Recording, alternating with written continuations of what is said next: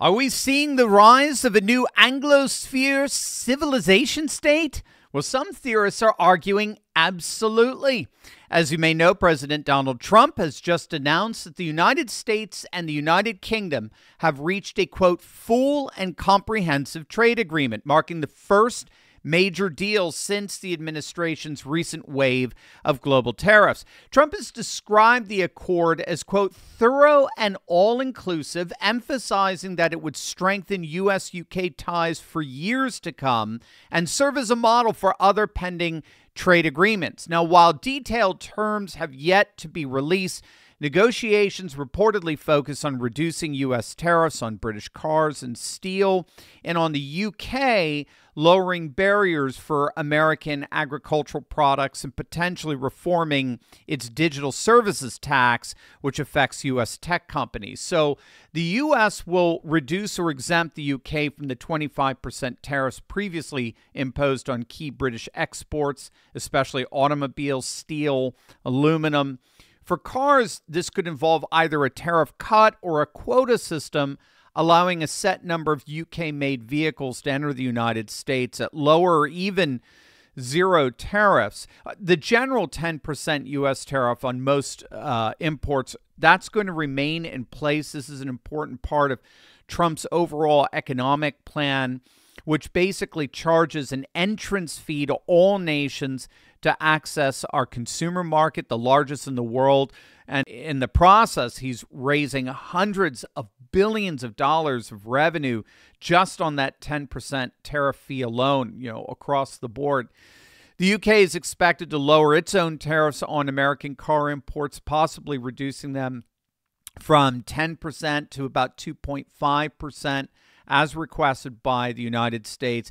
There will likely be lower tariff quotas for UK steel and aluminum exports to the United States, though the exact details are still emerging. And the UK has agreed to some concessions on U.S. food imports, including beef. But to the UK's credit, they're maintaining their standards against products like hormone-treated beef and chlorinated chicken. This is what Bobby Kennedy is working tirelessly to stop here in the United States. And big ag production, the chemical additives that they put in things like our poultry. The UK also looks like they're going to relax or even eliminate their 2% digital services tax on American tech companies. So it's a sweeping trade deal that's clearly setting the tone for future U.S. trade negotiations worldwide. Treasury Secretary Scott Bessent confirmed under oath the other day that more trade agreements with other key nations are in the advanced stages of negotiations and will be announced shortly. Now, for me, there are two major takeaways here, a strategic takeaway and, of course, a civilizationalist takeaway. Of course, we're going to see how this fits in with the new rising civilizationalist world that's dawning all over the planet. But first, strategically, this agreement really should put to rest the absurd notion that Trump is out there busy starting trade wars with the rest of the world. Victor Davis Hanson was talking about this the other day. The so-called trade war was never a real war. Again, this is all just the nonsense that the legacy media peddles out there, just parroting the talking points of the Democrats. There was no trade war. The tariffs were a tactical effort by the Trump administration to end 50 years of chronic U.S. trade deficits, especially harmful to America's industrial heartland. That's why the biggest supporters in the country for these tariffs are the working class.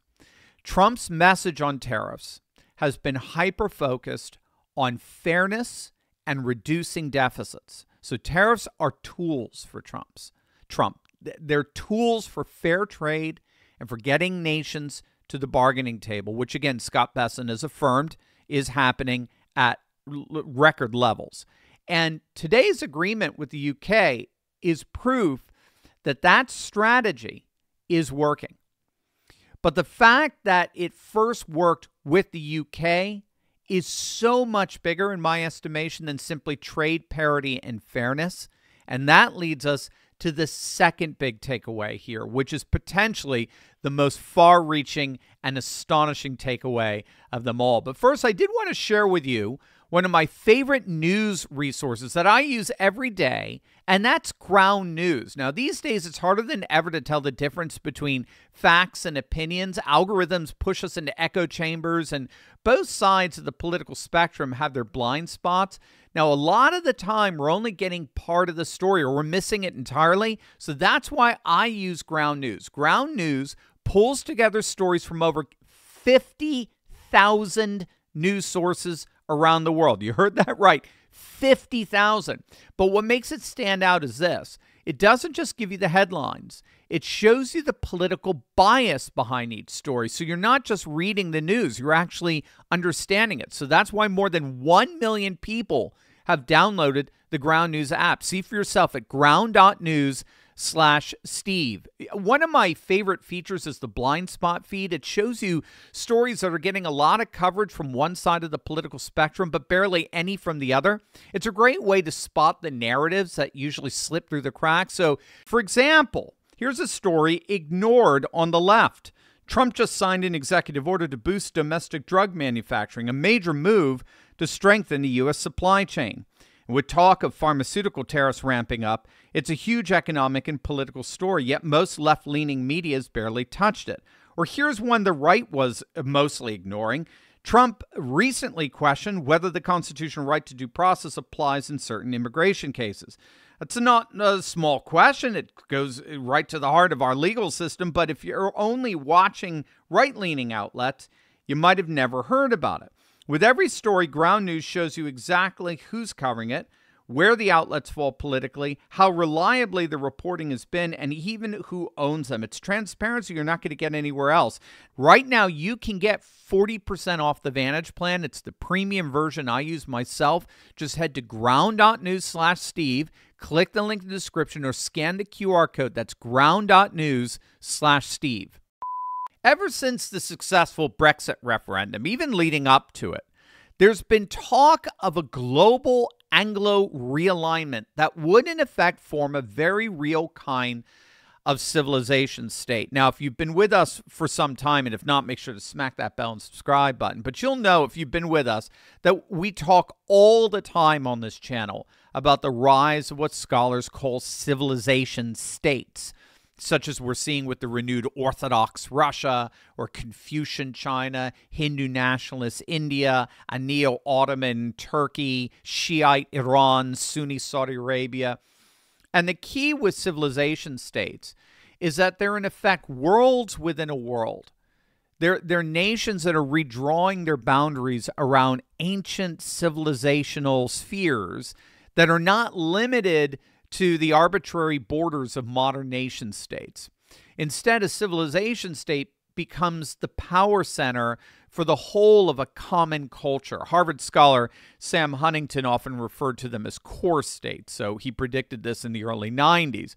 He recognized the 21st century world, would be the century of great power blocks rising up as civilizational centers for their own respective cultural and religious spheres: an Orthodox sphere, a Sino or Chinese sphere, an Indo sphere, an Islamic sphere, and, as it increasingly looks more and more likely, an Anglosphere, a civilization of a group of countries where English is the primary language and which share deep historical, cultural, legal, political, and religious ties, specifically centered in British heritage. So, of course, this would be comprised of the UK, the United States, Canada, Australia, New Zealand, Ireland, the Republic of Ireland, all bound together by a shared language tradition, religious tradition, legal tradition, and civilizational tradition, being rooted in the three great classical cities of Jerusalem, Athens, and Rome. But unlike the wider European tradition or Western tradition, which also finds its roots in the three great classical cities, the Anglosphere involves what some have called a network civilization of distinctively English-speaking countries with shared values and decentralized cooperation rooted in distinctively Catholic, Anglican, and Protestant religious traditions.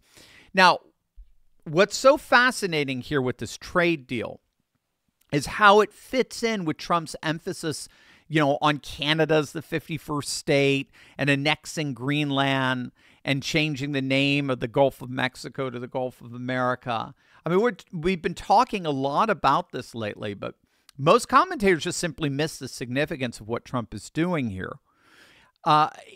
It may come across as highly perplexing or confusing. I know certainly for Canadian patriots, like, why does he keep calling us the 51st state? He's angering more Canadians than ever before and all that sort of stuff.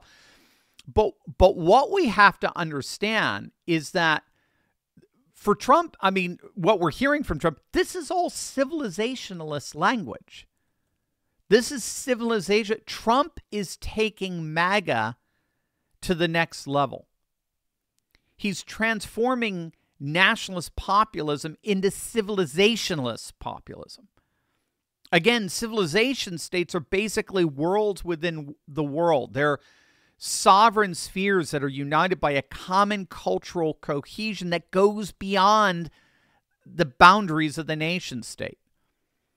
So a civilization state is one that's redrawing those boundaries around ancient civilizational spheres, such that the basic organizing principle for the whole of society is cultural rather than political. It's the culture now that is central, not the state, the sovereign state per se. So this is why Trump is like, why doesn't Canada just become part of the United States? Beyond the many economic benefits and tax benefits, we basically share, of course, one and the same overall civilizational culture. So why divide around arbitrary borders? And what Pierre Poilievre should have said in response was, great idea. Why don't you, the United States, become our, what would it be, our 11th province, right? So in other words, sure, let's team up together. And then we'll work out how do we define that teaming up, right? What's the overall paradigm here, 51st state or 11th province? This is civilizationalist language. It's about staking out a particular sphere of civilizational self-containment, a full unification of a people's unique and united history, culture, and spiritual space. And that space becomes particularly important with regard to Greenland because it's within the North American civilizational sphere and is therefore vital for civilizational security. And so to sort of, close the loop here, with rising civilizationalist forces like the Russian world and the Sinosphere of China and the Indosphere and of India and the Islamic sphere rising, we're beginning to see theorists reimagine the United States as part of a wider Anglosphere and the formation of at least a kind of civilization state, a civilization network that gets formalized in treaties very much akin to what we just saw today.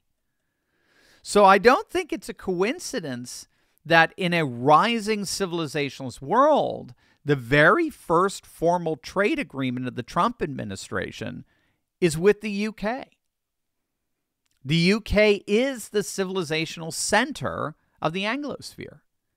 And with this trade agreement, that civilizational center may end up being far more than merely ceremonial.